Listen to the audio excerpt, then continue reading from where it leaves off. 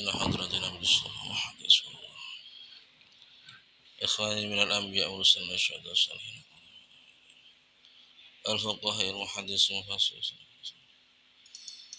جميع أموات المسلمين أينما كانوا وشريك أبريها بهرة الأرحام أذب الهقاعين على الجاعين أين روحي إلى روحي يذبح بالعمل إلى روحي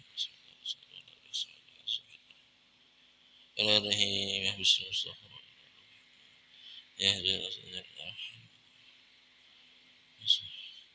أن غافر لهم يرحم ويغفر ذنوبهم يكفر وينور قبورهم ويسكن في الجنة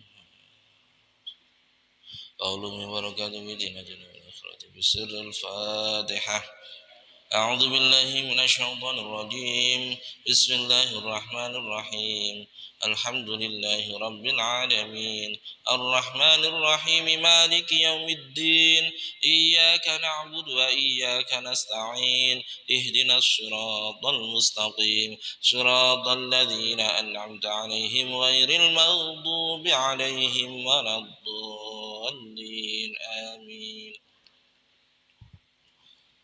Halaman 3 ayat 94. Bismillahirrahmanirrahim. Qul in kanat lakumud darul akhiratu 'indallahi khalisatan min dunin nas fatamannawul mauta in kuntum shadiqin ولن يتمنوه أبدا بما قدمت أيديهم والله عليم بالظالمين ولتجدنهم أحرص الناس على حياة ومن الذين أشركوا يود أحدهم لو يعمر 1000 سنة وما هو بمزحزحه من العذاب أن يعمر والله بصير بما يعملون قل من كان عدوا لجبريل فإنه نزله على قلبك بإذن الله مصدقا لما بين يديه وهدى وبشرى للمؤمنين من كان عدوا لله وملائكته ورسله وجبريل وميكال فإن الله عدو للكافرين صدق الله العظيم. Qul in kanat. Bismillahirrahmanirrahim. Qul dawa sira Muhammad ingkanat lamun ono lakum iku kaduwe sira kabeh ad-darul akhirati apa desa akhirat indallahi ing dalem ngersane Allah khalisatan hale murni min dunin nasi sangking sakliyane manusa saiki fatamannau mongko padha ngarep-ngarepa sira kabeh al mauta ing mati ing kuntum lamun ana sapa sira kabeh shadiqina iku bener sira kabeh.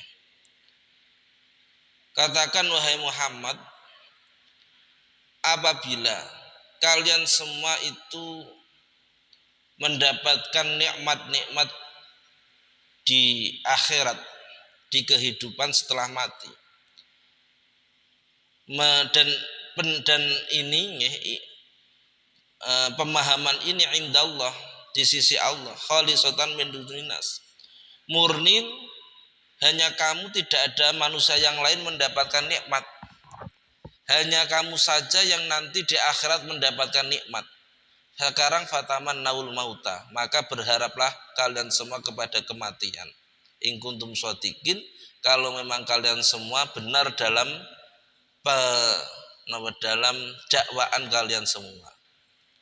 Ini orang-orang Yahudi berkata kepada orang-orang mukmin, bahwa la yadkhulal jannata illa man kana hudan. Tidak bisa masuk surga kecuali orang-orang yang beragama Yahudi.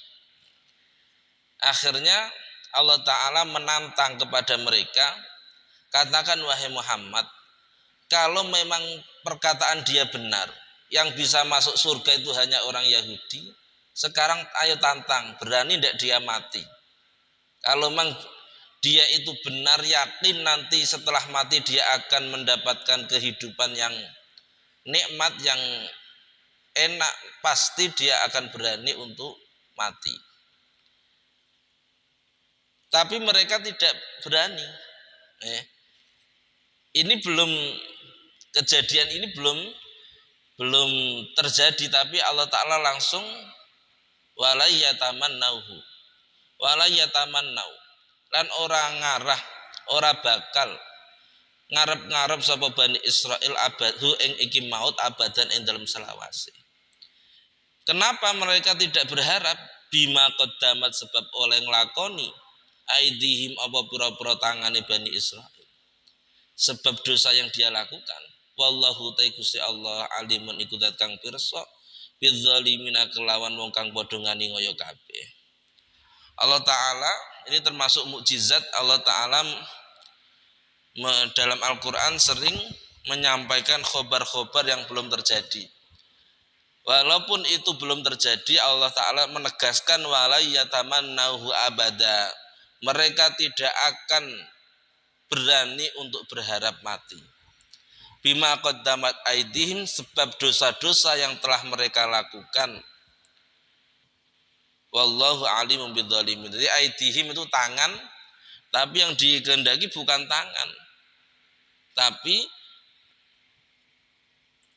bima qaddamat aidihim, sebab dosa yang dia lakukan dengan dirinya, dengan tubuhnya, tidak harus pakai tangan.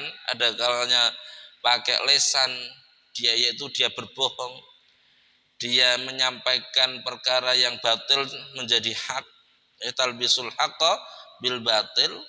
Tapi Allah Ta'ala meredaksikan dengan tangan, bima aidihim. Ini namanya majas dalam ilmu bahasa Arab. Itu biasa sekali dalam Al-Quran. Jadi kita tidak antipati dengan makna majas. Jadi ada dua makna, yang disebut tangan tapi yang dikehendaki adalah semua organ tubuh. Itu biasa. Terkadang Al-Quran menyebutkan satu anggota tapi yang dikehendaki hanya sebagiannya. Ini juga namanya majas. Okay. Jadi saya memegang tubuhnya Zaid, tidak mungkin satu tubuh dipegang semua, sebagian dari tubuh. Ya. Jadi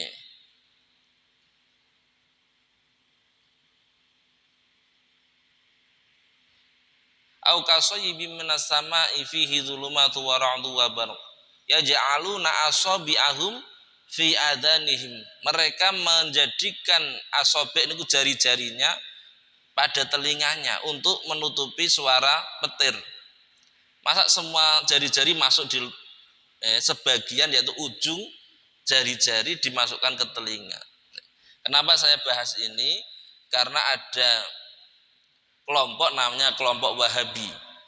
Kelompok Wahabi itu yang sering saya singgung dengan ekstrim kanan. Seseorang yang ekstrim kanan. Kenapa dia ekstrim? Karena dia tidak mau memaknai Al-Quran dengan disesuaikan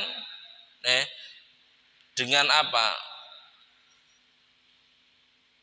Disesuaikan dengan akidah-akidah ahli sunnah wal jamaah.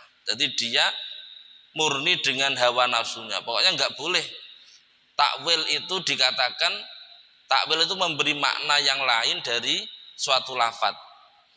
Contoh tadi aidun itu maknanya tangan, tapi dikehendaki adalah semua anggota. Itu dia nggak mau. Jadi kalau ada yadullahi fauqa aidihim, maka dia mengartikan tangannya Allah di atas tangan-tangan manusia. Jadi Allah Ta'ala tergambarkan ya ada jari-jarinya, dan nah itu nggak boleh menurut akidah Ahlussunnah wal jamaah, karena itu namanya tajsim, menjisimkan Allah Ta'ala itu nggak boleh. Kita nggak pernah tahu Allah Ta'ala zatnya seperti apa, nggak boleh kita memfikirkan. Kenapa? Tafakkaru fil khalqi wala tatafakkaru fil khaliq. Rasulullah sudah mewanti-wanti, kamu berpikirlah tentang alam semesta ciptaan Allah, tapi jangan sekali-kali memikirkan Allah Ta'ala zatnya seperti apa, karena pasti kamu akan rusak, karena akan masuk dalam tajsim, yaitu mengatakan Allah Ta'ala jisim.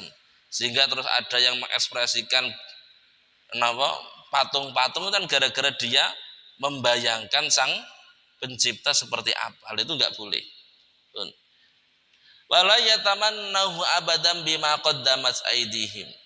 Mereka orang-orang Yahudi tidak akan pernah berharap dengan kematian. Kenapa? Karena dia tahu nanti setelah mati dia akan mendapatkan siksa. Wallahu alimum bidzalimin. Ditegaskan di akhir ayat, kenapa Allah Ta'ala kok sudah menegaskan dia tidak berharap? Karena Allah Ta'ala tahu kalau dia itu orang-orang yang zalim. Setiap orang zalim itu sadar dia itu zalim. Akhirnya apa? Dia merasa dia akan masuk neraka, sehingga dia tidak akan berani berharap untuk mati. Dia percaya bahwa ad-dunya sijnul mukmin wa jannatul kafir, bahwa hidup di dunia ini adalah bui bagi orang-orang mukmin dan surganya orang-orang kafir. Orang-orang yang mengkufuri nikmat-nikmat Allah, orang-orang yang mengkufuri Allah, keberadaan Allah Ta'ala. Jadi ad-dunya sijnul mukmin wa jannatul kafir. Orang-orang mukmin di dunia ini itu seperti di dalam bui. Ketika dibandingkan hidup setelah mati, yang mana disebut dengan darul jaza, tempat pembalasan amal, maka kenikmatan yang ada di dunia yang kita nikmati ini itu seperti orang yang berada di dalam bui. Kenapa? Setiap kenikmatan di dunia ini harus disertai dengan kesulitan. Setiap keenaan harus ada kesusahan, setiap ada kemudahan disertai kesulitan, karena kita masih berada di dunia darul bala, desa ujian. Nah, ketika nanti kita hidup setelah mati, barulah kita akan menikmati surga, hidup yang benar-benar nikmat. Jadi Allah Ta'ala, Rasulullah sering mengajari kita, fa inna ma'al usri yusra, sesungguhnya disertai kesulitan ada kemudahan. Di balik kesulitan ada kemudahan, di balik kemudahan ada kesulitan, itu sudah terus seperti itu. Fa innal faraja ma'al karbi, dan kelapangan, kebahagiaan, kemudahan itu juga ma'al karbi, disertai dengan kesusahan. Itulah di dunia. Sehingga kita enaknya apapun di dunia ini, kalau kita mentalnya orang mukmin, pasti tetap mengharap hidup yang sebenarnya, yaitu setelah mati. Sehingga orientasi hidup kita itu untuk kehidupan setelah mati, bukan pol-polan semuanya polkan di katokno, di los sampai seperti orang kafir yang mana harapan dia menikmati hidup ya ketika di dunia ini, karena tahu ketika dia di hidup setelah mati dia tidak bisa tersenyum, dia akan berada di nerakanya Allah Ta'ala. Di ayat ini diturunkan Allah Ta'ala untuk menjawab anggapan-anggapan orang-orang Yahudi yang mengatakan bahwa mereka itu orang yang dicintai Allah Ta'ala, mereka adalah orang yang masuk surga, jadi hanya dia yang masuk surga. Akhirnya oleh Allah Ta'ala dibatalkan anggapan tersebut dengan ayat ini. Jadi sering kita mendengarkan kemarin, lan tamassanan naru ila ayyamam ma'dudah, kami andaikan masuk neraka itu tidak selamanya, paling beberapa hari setelah itu kami masuk surga. Itu anggapan. Terus dia mengatakan la yadkhulul jannata illa man kana hudan au nasara. Tidak masuk surga kalau tidak Yahudi atau Nasrani. Terus yang ketiga dia mengatakan nahnu abnaullahi wa ahibba'uh. Kita semua ini putra-putranya Allah dan kekasih-kekasihnya Allah. Itu dakwah atau klaim yang disampaikan oleh orang Yahudi. Lalu Allah Ta'ala menurunkan ayat, katakan wahai Muhammad, apabila benar apa yang dia anggap, kamu tantang untuk dia berharap mati. Tapi ini nggak boleh disalahpahami. Memang Rasulullah diperintahkan untuk mengatakan ini.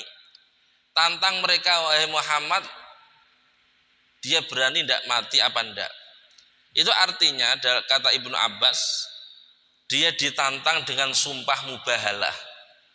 Jadi ketika dia harus diucapkan, ya saya berani Muhammad. Andaikan orang Yahudi ini berani mengatakan itu, maka seketika itu dia akan mati. Bukan kok berharap, itu kan di dalam hati. Terus kenapa Nabi Muhammad diperintahkan untuk katakan wahai Muhammad, kalau memang dia itu benar anggapannya seperti itu, berani tidak dia mati. Itu kok bukan terus yang tahu isi hatinya mereka siapa. Dia berani atau tidak berani. Bukan, yang diharapkan dari firman-Nya Allah Ta'ala ini adalah sumpah mubahalah. Jadi ketika dia berani mengucapkan, ya saya berani mati wahai Muhammad, maka kata Ibnu Abbas, dia akan sereten dengan ludahnya sendiri. Artinya dia meninggal dengan ucapan tersebut. Akhirnya gak wani mereka, gak berani. Wala yatamannau abada, dia tidak akan berani berharap. Bukan kok berharap dalam hati ini. Artinya berharap dalam hati yang diwujudkan dengan lesannya. Dia tidak akan berani. Ini menunjukkan kalau ayat Al-Quran itu tidak bisa dipahami serampangan dengan terjemah. Ini pernah saya sampaikan. Harus kita mencocokkan dengan tafsir-tafsir, mencocokkan dengan qaulul ulama, qaulus sahabi. Komentar-komentarnya ulama, komentarnya sahabat bagaimana tentang ayat ini. Kalau kita memahami dengan terjemah ini, kita bisa ekstrim, menjadi orang ekstremis. Saya sampaikan, nanti terus jadi ekstrim semua. Ini yang digunakan untuk mendoktrin orang-orang yang mau dipakai rompi bom, itu ya seperti ini. Ketika ada seseorang yang sudah putus asa, dia terlalu banyak dosa, terus dia ingin bertaubat, atau dia banyak hutang, banyak problem dalam hidup, maka solusinya adalah mati. Kalau kamu takut mati, berarti kamu seperti orang-orang Yahudi, orang-orang kafir.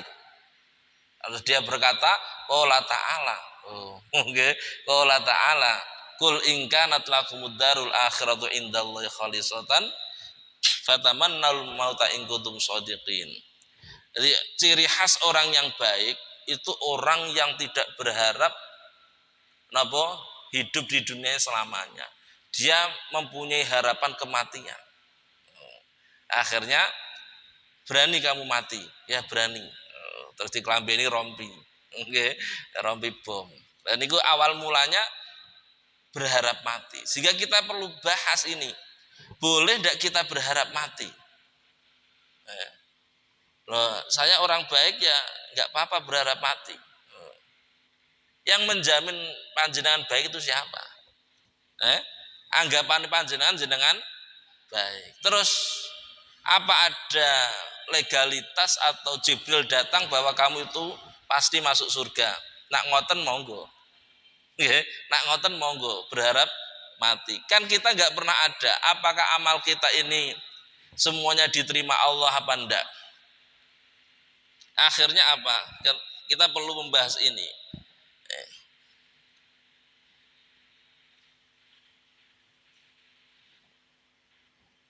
Rasulullah Muhammad Shallallahu Alaihi Wasallam dawuh, wala yatamannayanna ahadukum. Janganlah kalian semua ini berharap al-mauta terhadap kematian. Imma muhsinan, andaikan kamu menjadi orang baik, fala'allahu ayazdada khairan.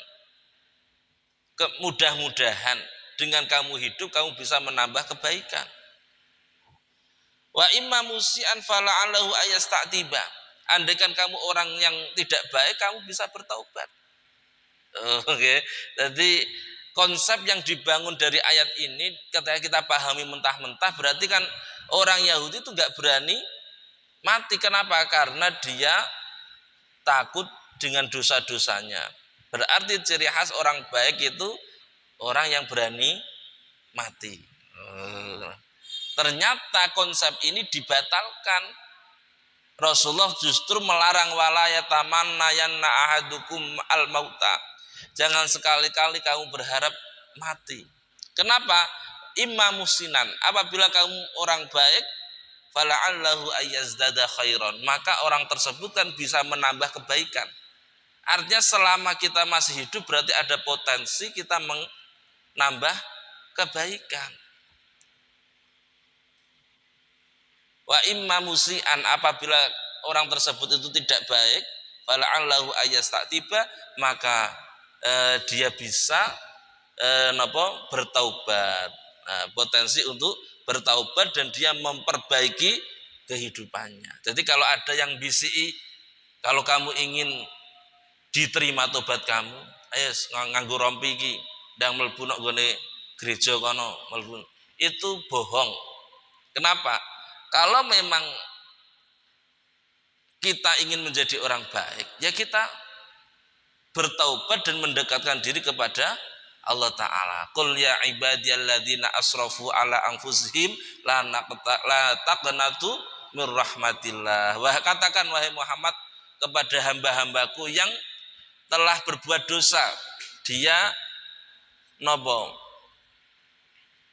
zalim kepada dirinya sendiri. Katakan la taqnatu mir rahmatillah, janganlah kamu putus asa atas rahmatnya Allah. Wah, aku tahu iki kabeh tahu tak lakoni. Mosok iso disepuro karo Gusti Allah. Bisa saja. Bisa saja wong Allah Taala Ghafurur Rahim. Dan Allah Taala proklamirkan dirinya bahwa la taqnatu mir rahmatillah, jangan putus asa atas rahmatnya Allah. Maka kita enggak boleh mempercayai omongan-omongan tersebut. Jelas itu enggak ada dasarnya. Dalam hadis yang lain Rasulullah bersabda gini, la yatamanna ahadukum al-mauta. Jangan kamu berharap mati. Wa la yad'u bihi min qabli ayatiyahu.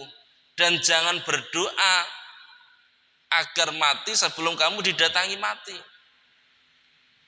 Jadi ada orang sakit, ya Allah wis mati wae aku. Utawa pas sujud, ya Allah aku Pak iki sujud iki ndang mati kok. Rasul tidak boleh melarang seperti itu.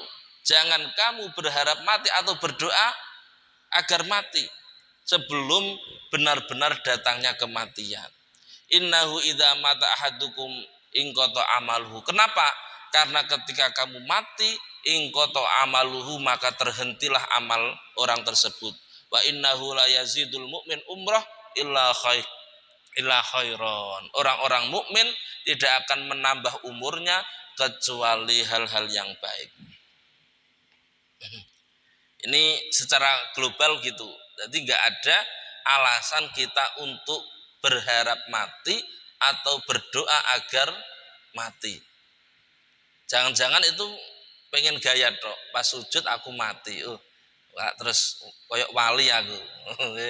Itu kan harapan nafsu kita sendiri itu. Akhirnya ngombe indrin terus sujud. Ya mati sangit itu bukan ya.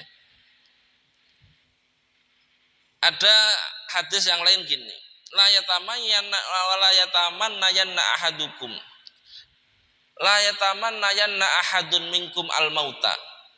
Tidak diperbolehkan dari kalian semua untuk berharap mati.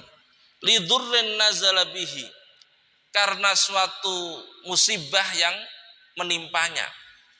Entah itu banyak hutang, entah itu sakit, entah itu ada pandemi atau apa. Kita nggak boleh untuk berharap mati. Lidurrin nazala bihi, karena ada suatu musibah yang menimpanya. Terkadang seseorang diuji oleh Allah Ta'ala dengan banyak ujian. Nah, pada waktu dia terpuruk dalam ujian tersebut, itu masih tidak diperbolehkan berharap mati. Fa in kana la budda min mutamanniyanil maut. Apabila memang tidak ada jalan lain kecuali mati, ya, fal yakul, hendaknya berdoa. Nah, boleh niki. Ya, nak pengen. Oke. Jadi dia sudah umur 90. Wis lara kabeh awake. Terus anake susah ngrumati ndekne. Jadi anggar pas ngrumati gak piye-piye, tapi pas ning lawang itu terus ngomel-ngomel wis karek ngenteni kok gak ndang-ndang. Oh. Akhirnya orang tua ini perasaan, ya Allah, wis mati lak wis kula. Lah ngoten gak oleh. Lah terus piye carane? Rasulullah memberi resep, memberi apa? Solusi. Fal yakul, hendaknya berkata, Allahumma ahyini maka natil hayat khairan li.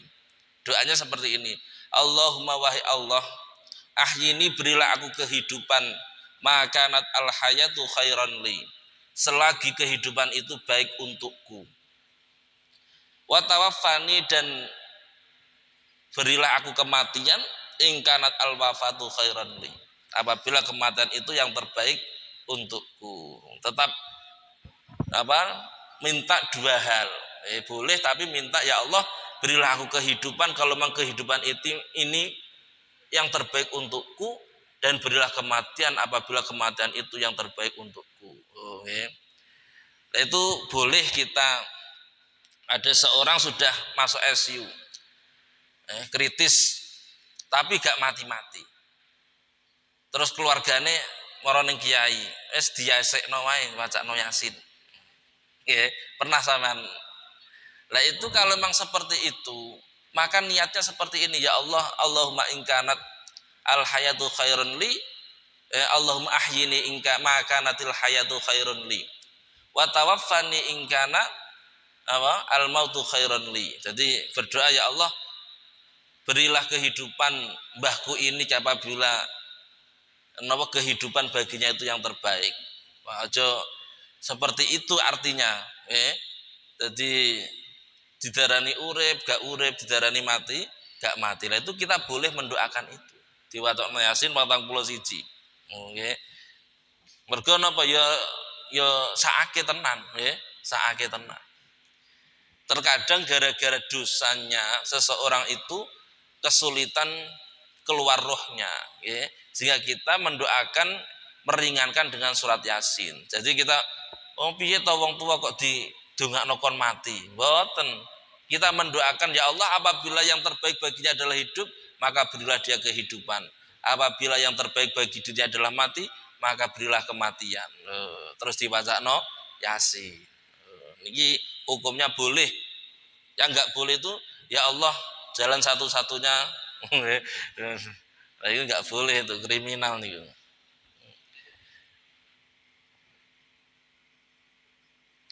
Nah, inti dari larangan Rasulullah itu adalah kita tidak boleh berharap atau berdoa mati karena kita menghindar dari musibah yang diberikan Allah, atau kita merintih, kita jazaan ngersulo terhadap apa yang diberikan Allah Ta'ala kepada kita, itu yang enggak boleh. Sehingga para ulama menafsiri larangan-larangan tersebut, la tatamannawul mauta jazaan mimma yusibukum min qadrillah walakin isbiru ala qadarillah. Jangan kalian berharap mati atau berdoa agar mati jazaan karena ngersulo. Karena ngersulo wis bosen, wis gak kuat menerima takdir qada qadarnya Allah. Akan tetapi bersabarlah dan menghadapi dan terimalah qada qadarnya Allah Ta'ala.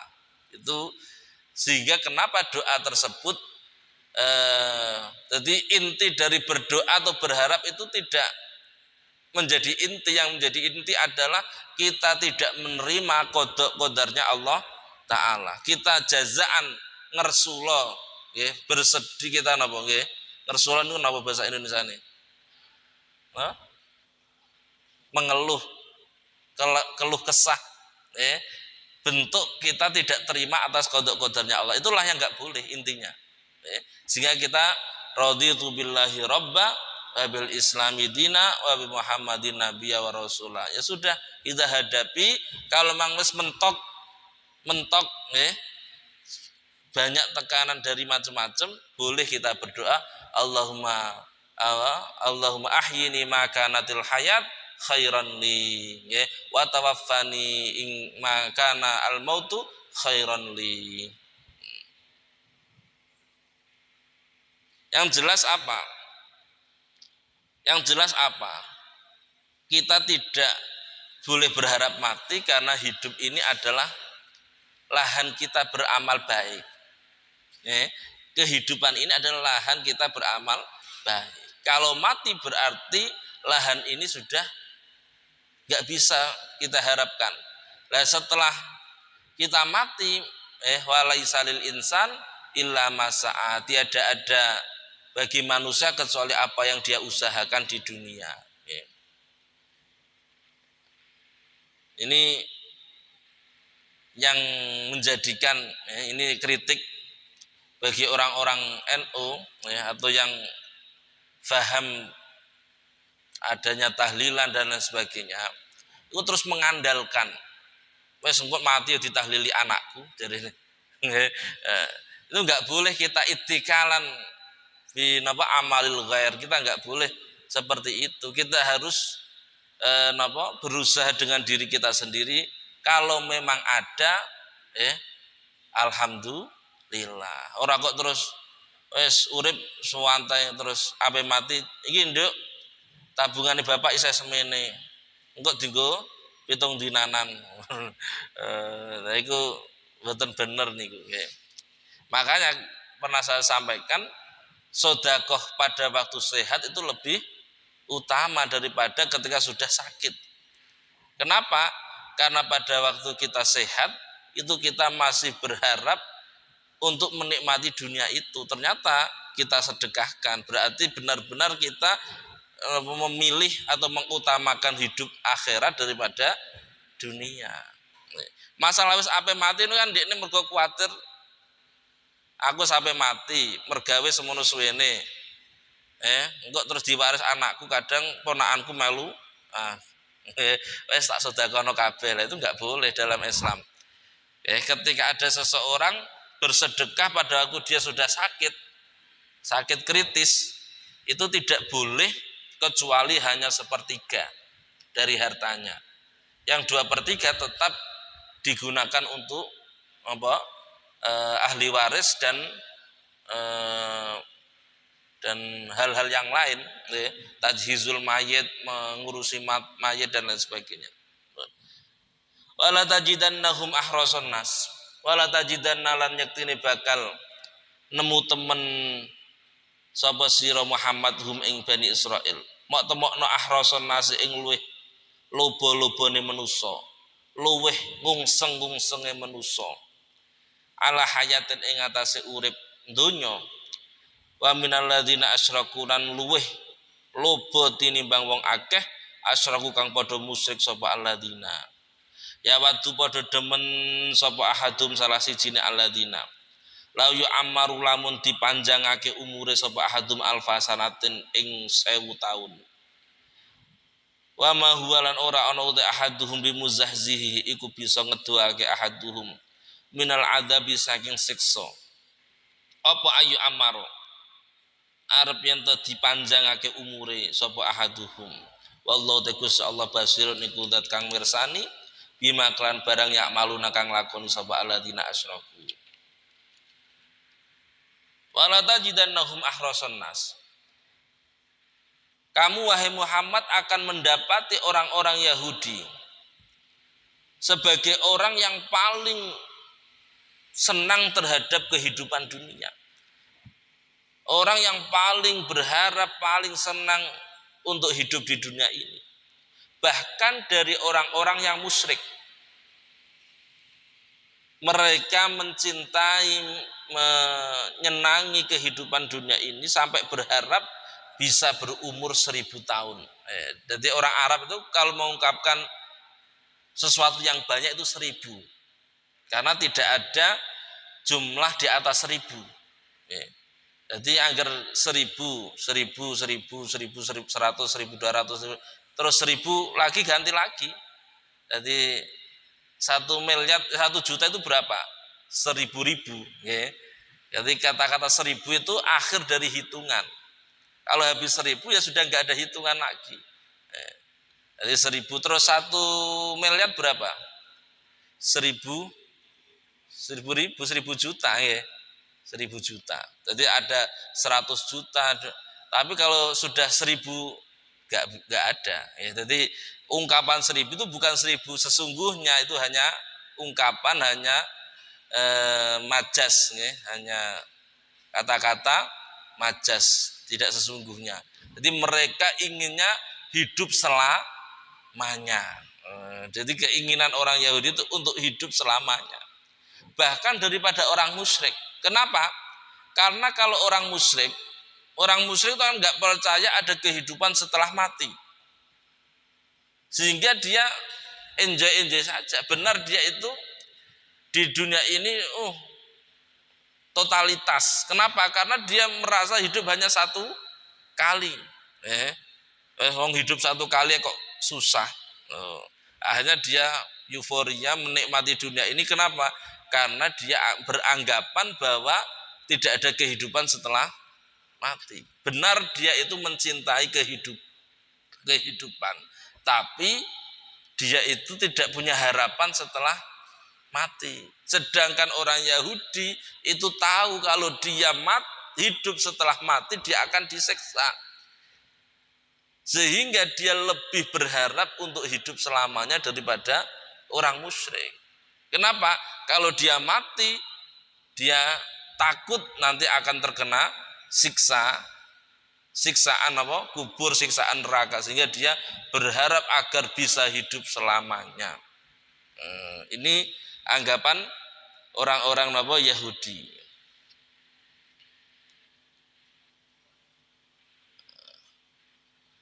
Sekarang kalau orang-orang baik gimana?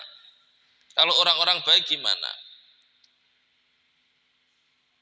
Kalau orang-orang baik, apakah boleh berharap untuk hidup selamanya?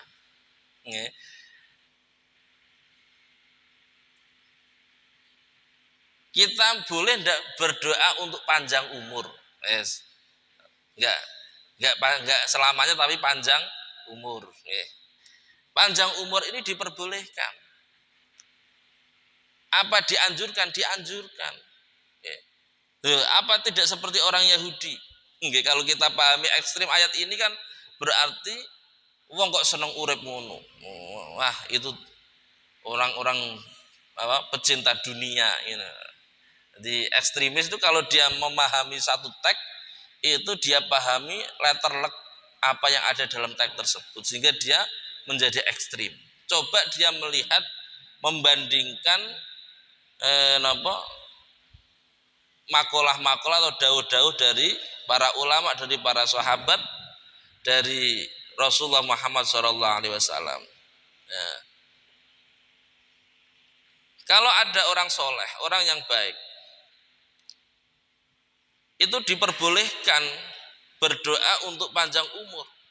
Kenapa?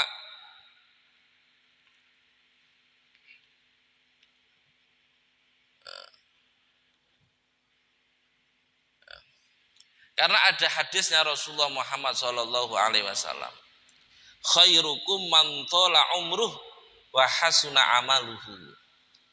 Khairukum man thala umruhu wa hasuna amaluhu. Sebaik-baik kalian semua adalah orang yang panjang umurnya dan perilakunya baik. Oke. Jadi kita Allahumma tawil umri fi ta'atika. Ya Allah, panjangkanlah umurku fi ta'atika, dalam taat kepada Engkau. Enggak apa-apa. Jadi kita berdoa agar panjang umur enggak, atau lallahu baqaahu. Biasanya kita mendoakan para masyayikh, atau lallahu baqaahu.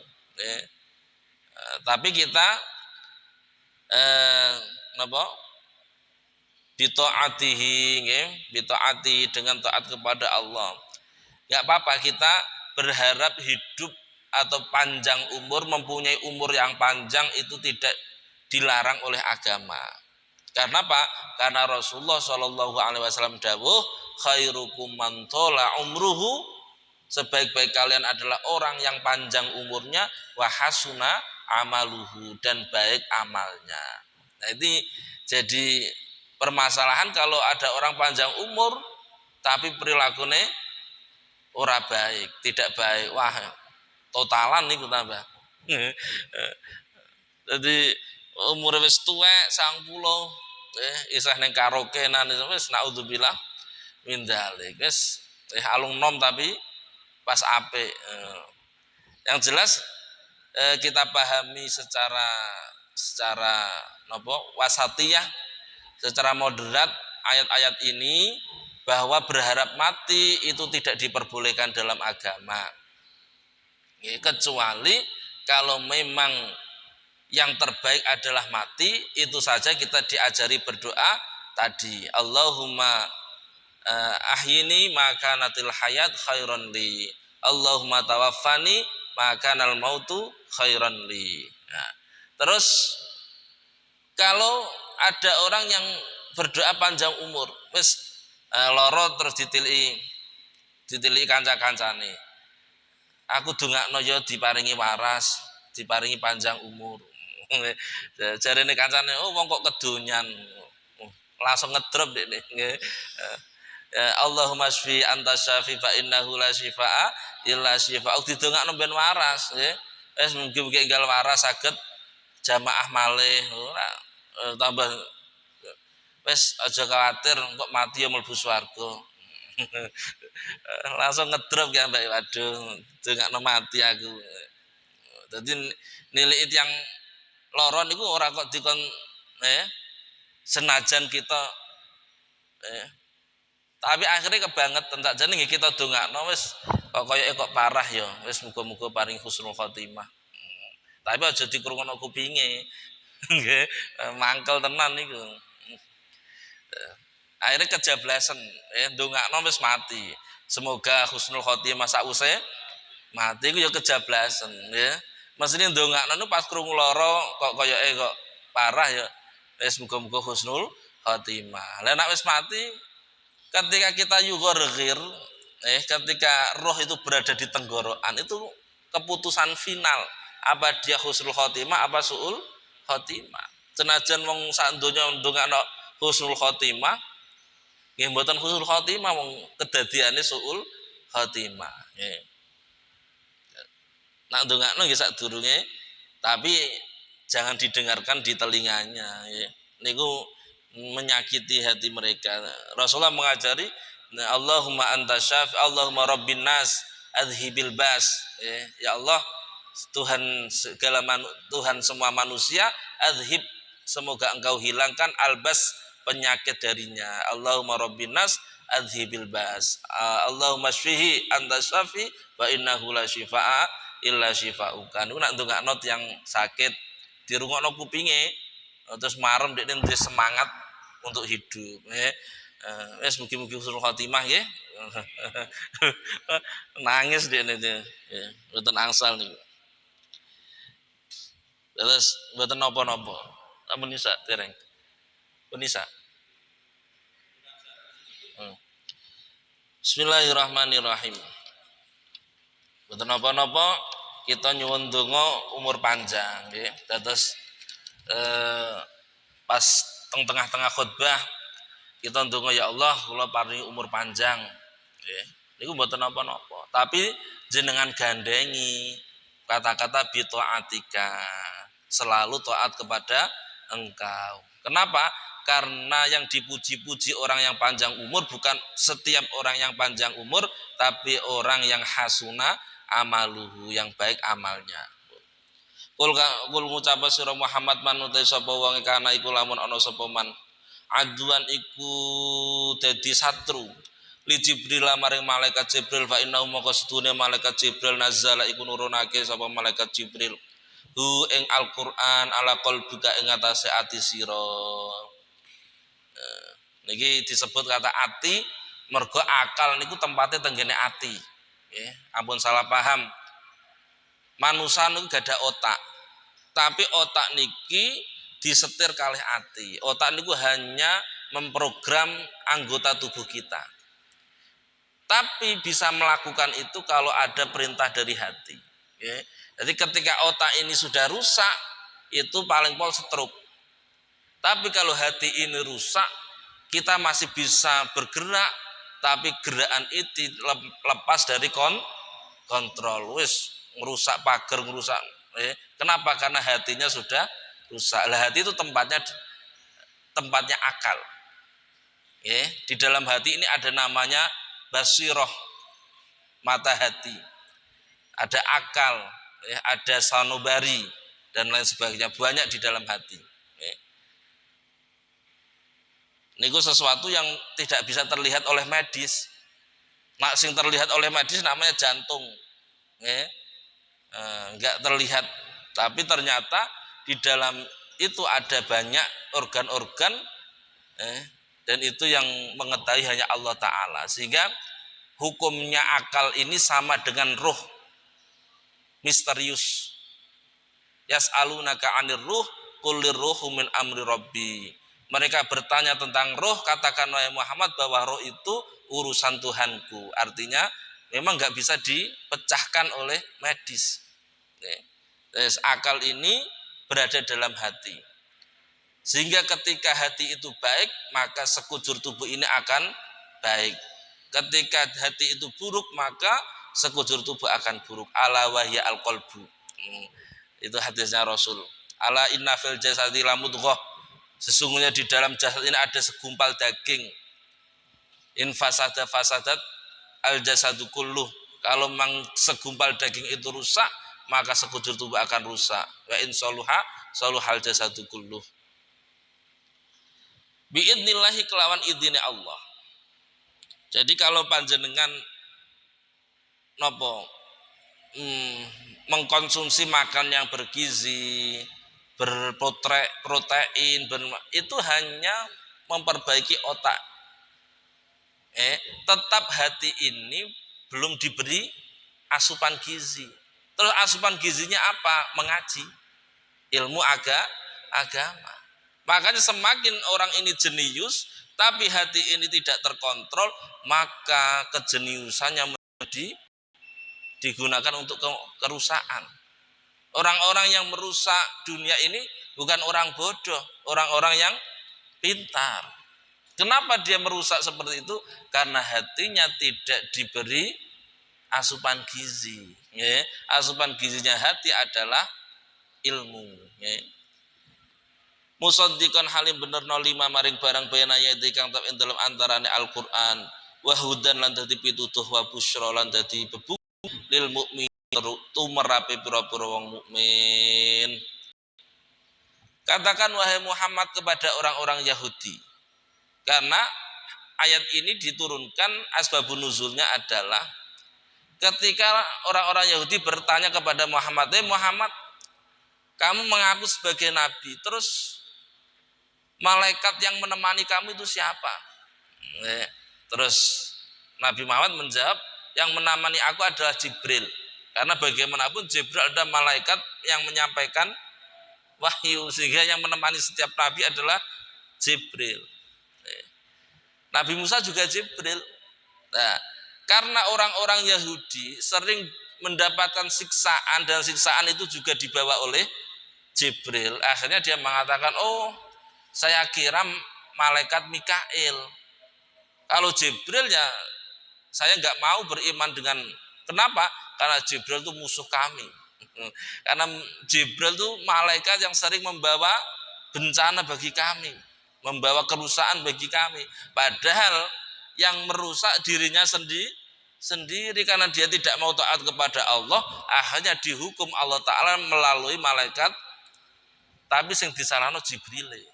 Nggih, niki yang Yahudi suka mengambil kambing hitam. Akhirnya apa? Allah Ta'ala menurunkan ayat, katakan wahai Muhammad, barang siapa yang menganggap Jibril sebagai musuh, sedangkan Jibril adalah malaikat yang menurunkan Al-Quran pada hatimu atas izin Allah, yang mana Al-Quran tadi membenarkan ajaran-ajaran yang berada di sebelumnya, yaitu Taurat, Injil, hudan wa busyra lil mu'minin, dan sebagai hidayah dan kabar berita yang membahagiakan bagi orang-orang mukmin.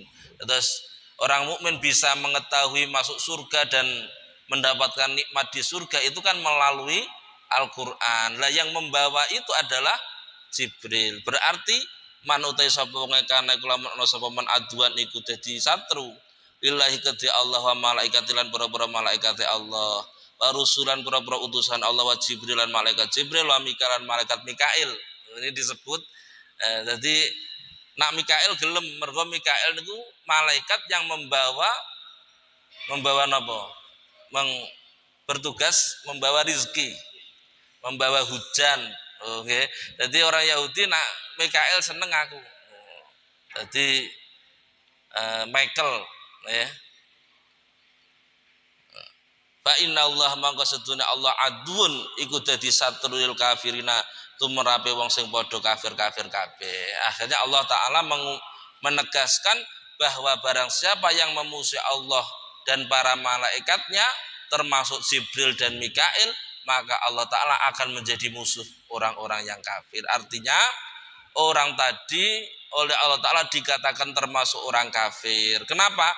Karena semua malaikat wajib kita imani.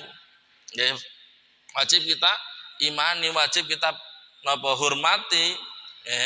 Orang kok musoi. Kok musoi mungkar nakir. Mergo sering krungu mudin mungkar nakir iku lho. Oh, medeni anu segething aku mungkar nakir. Hati-hati sampean.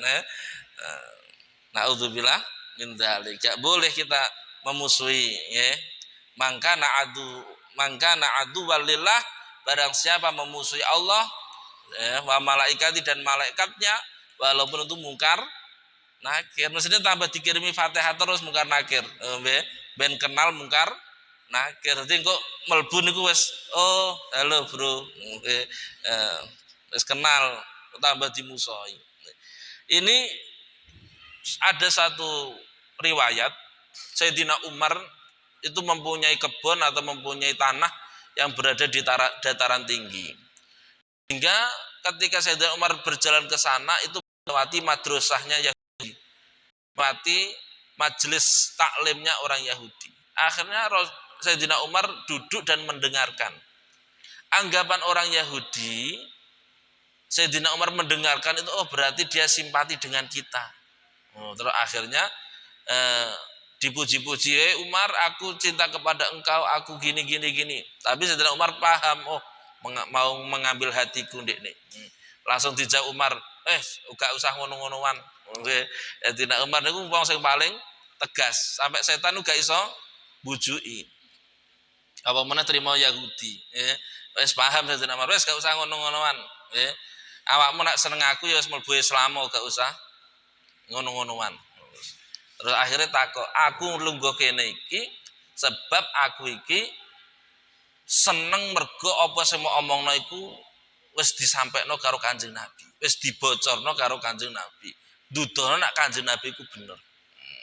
Akhirnya Yahudi takut, loh kok iso Muhammad tahu rahasia-rahasiaku, rahasia-rahasia kami? Siapa yang menghabarkan? Sayyidina Umar menjawab, dia adalah Jibril. Dia adalah Jibril. Oh, Jibril itu musuh saya. Jibril itu musuh saya. Terus kalau Mikail saya mau beriman. Terus Sayyidina Umar tanya, kira-kira Jibril itu posisinya di mana? Jibril itu di malaikat yang berada di kanannya Allah Ta'ala. Artinya tangan kanannya Allah Ta'ala itu harus di sebelah kanannya. Karena Allah Ta'ala tidak bisa tidak berarah. Kenapa? Karena semua arah ini karena diciptakan Allah Ta'ala. Jadi ada dimensi, ya, ada arah itu karena ada dimensi. Jadi Allah Ta'ala tidak masuk dalam dimensi, sehingga kita nggak boleh mengatakan Allah berarah. Hanya saja dalam riwayat itu malaikat yang menjadi kepercayaan Allah yang pertama adalah Jibril. Artinya tangan kanan itu seperti itu. Terus kepercayaan yang kedua adalah malaikat Mikail. Terus akhirnya Sayyidina Umar berkata, kalau memang keduanya itu sama-sama malaikatnya Allah, kenapa kamu memusuhi salah satunya? Barang siapa yang memusuhi salah satu dari itu, pasti dia musuhnya Allah Ta'ala. Nah, terus ada turun ayat ini. Itu sebagian riwayat seperti itu. Intinya kita enggak boleh memisah-misah, memilah-milah. Nak iki aku iman, nak iki gak iman, itu enggak boleh. Afatu minuna bi ba'dil kitab wa takfuruna bi ba'd. Oh, andaikan Quran nganggo basa Nusantara, aku mau gelem Islam. Oh, aja ngono sampean. Islam iki diturun ning Arab nganggo bahasa Quranan terus pun ngoten wis amanah billah kita iman. Wong kita gak melu gawe ya wis iman kelawan Allah, raditu billahi robba wa bil islami dina Muhammadin nabiyya wa rasulah. Mun wallahu alam bissawab. Bismillahirrahmanirrahim. Alhamdulillahirabbil alamin. Hamdan lisyadil hamdan ya rabbana lakal hamdu kama yanbaghi li jalali wajhika. Allahumma shalli ala sayyidina Muhammadin fatihil muhadirin wa sabaq nasul haqqi bil haqq wal hadi ila siratikal mustaqim wa ala alihi washabihi haqqa qadri bil adi. Allahumma aftah qulubana futuhal arifin bi hikmati wa syur'an rahmatika ya arhamar rahimin. Allahumma fa'na wa 'allamtana 'alimna wa yanfa'una zidna 'ilma ya arhamar rahimin. Allahumma arinal haqqa haqqa warzuqna tiba'ah wa arinal batila batila warzuqna ijtinabah. Allahumma sur auratina muratina. Allahumma ja'alna wa auladana wa dhurriyyatana wa talamidana tilmidana min ahli ilmi wal khaira min ahli syukri wal afa wal ghina wa tuqala taj'alna min ahli syarri wa dhil. Allahumma jamilna wa iyyahum bil afiyati was salam wa haqna bit taqwal istiqamah wa 'inda mujibatina adama innaka sami'ud du'a. Rabbana atina fid dunya hasanah wa fil akhirati hasanah wa qina adzabannar. Sallallahu ala sayyidina Muhammadin nabil ummi wa ala alihi washabihi wa sallam bi fadli subhana rabbika rabbil izzati amma yasifun wa salamun al mursalin alhamdulillahi rabbil alamin. Nadil qabul bisiril Fatihah.